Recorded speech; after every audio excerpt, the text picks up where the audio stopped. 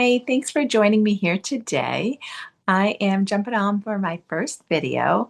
Hopefully, this will be a short one, but I'm just going to introduce you guys to who I am, what this space is about, and what Knit for Life is all about. So, my name is Brett Rothschild. I am a mom to two teenagers, two wonderful fur babies who you will see popping in and out of the video. Barking is kind of inevitable in our household, so forgive me in advance if you do hear a lot of barking and rustling in the background. Um, Let's see what else. I am a physical therapist for over 25 years now and very passionate knitter. I've been passionate about knitting for the last two-ish years when I went to Rhinebeck with my friend Nikki and felt like I had really found my people and my community and just where I was supposed to be in life. I'm going to talk a little bit about my knitting story in a future episode. But the last 2 years, I've been very, very passionate about knitting and everything, all the joy it brings into my life. So my vision for the space is to be just have very real conversations and hopefully help some people so they can find comfort and continue to do what they love. Knitting has brought me so much joy in my life, and I believe that people shouldn't have to stop knitting because of pain.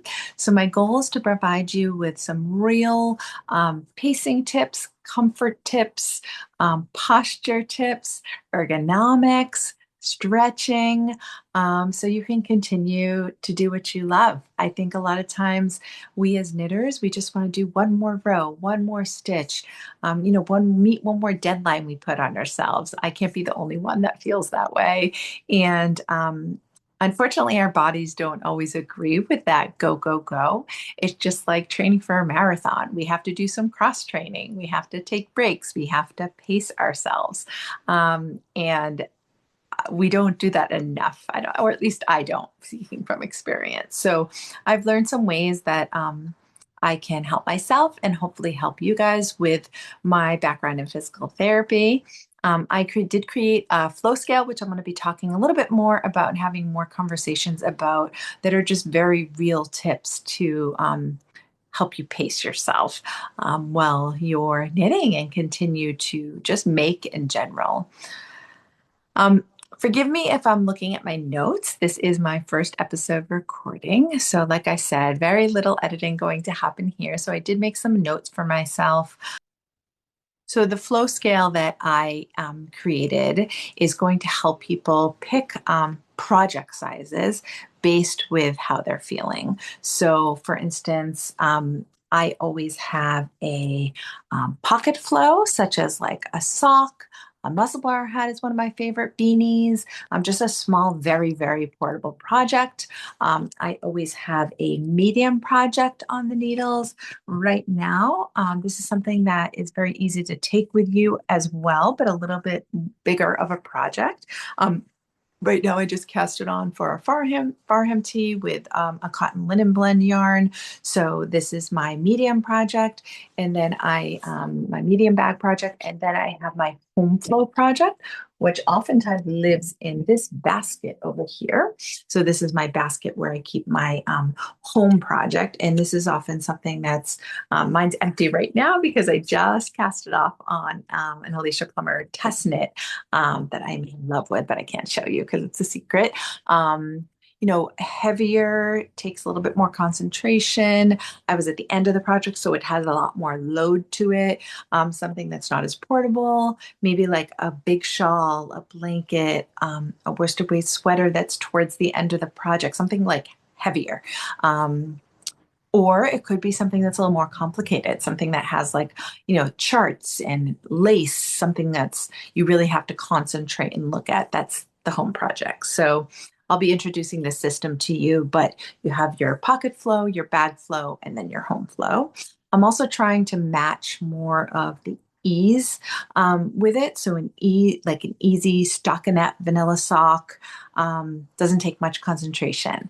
And then you have your number two ease, which is maybe a little bit more um, like simple cables or raglan increases. You're on the yoke of a sweater, some simple color work. And then you have your ease three, which is more of a complicated charts, complicated laces. And I'm really trying to encourage people and start the conversation around matching how you're feeling and how your body's feeling. How's your energy that day? Is today a pocket flow ease one project? Is today a medium bag? um, ease two projects. So based on how your body is feeling. So just starting the conversation around that. Like I said, runners don't just, go out and run however many miles. They pace themselves, they cross train, and really keeping this in mind. Something else that I would like to leave you with today is just think about potentially maybe setting a timer. So eventually, I am going to be creating an app that will help you do this. But for now, just setting a timer on your phone, setting it so that it's for 20 to 30 minutes based on what you're working on. But I would say no more than 30 minutes at a time, maybe 40. Setting a timer that's going to alert you to stand up. So whether you just sit up in your chair, you roll your shoulders back, you change your gaze of focus. If you're sitting, like right now, I have a window to the right of me. So I'm sitting, I can just gaze out the window because believe it or not, even eye strain makes a difference in how we're feeling, can cause headaches. If we're wearing readers to look at our project, taking those readers off and changing your perception of what you're working on. Getting up, maybe just taking a lap around your house. It doesn't have to be long. It can be 30 seconds to a minute break, but it makes a world of difference. It's the same reason why when I'm working with patients in the clinic that have, neck pain or really anything, and they're constantly at their computer all day, I recommend that they set timers for themselves so that they're not, the body does not like to be in that one position, whatever that position is, for an extended period of time. Your body needs breaks. It needs shifts in posture. It needs shifts in focus in order to stay healthy. And sometimes it can just be something simple like standing up when you've been sitting for a long time. Also, in that same flow to what I was talking about before with having picking different size projects, potentially always having like a sock project on the go so that if you can teach yourself to walk a knit, that can make a big difference in how you're feeling. This is something that's near and dear to my heart because I am at heart a monogamous knitter. If anyone knows Enneagram types, I'm an Enneagram type 3, which us threes, if anyone can relate, are very much like, okay, do it, check it off, do it, check it off, like always achieving and having checklists and completing things. So I want to work on a project, get really good at the project, finish it, and have a completed project, work on another project. So when I first got back into knitting, I was very much a monogamous knitter. And my friend Nikki, who I'm going to be bringing on to an episode, my next episode will be with Nikki.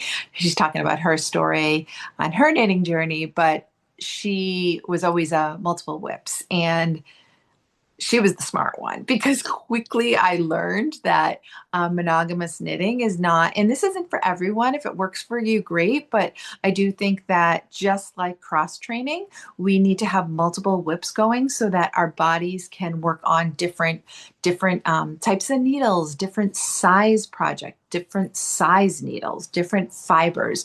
The way that a superwash merino wool glides on a Chiago metal needle versus a non-superwash on a bamboo.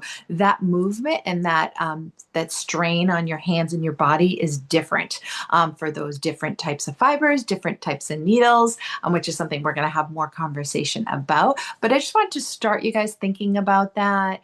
Please comment below if you have any like specific questions for me that you would really like me to address either now in the comments, through messages, or in future episodes as well. I envision doing some like wellness tips where I'm going to be giving you guys some very practical and real stretches you can do to help with your bodies and keep yourself healthy to continue knitting. For now, my episodes will mostly talk about knitting.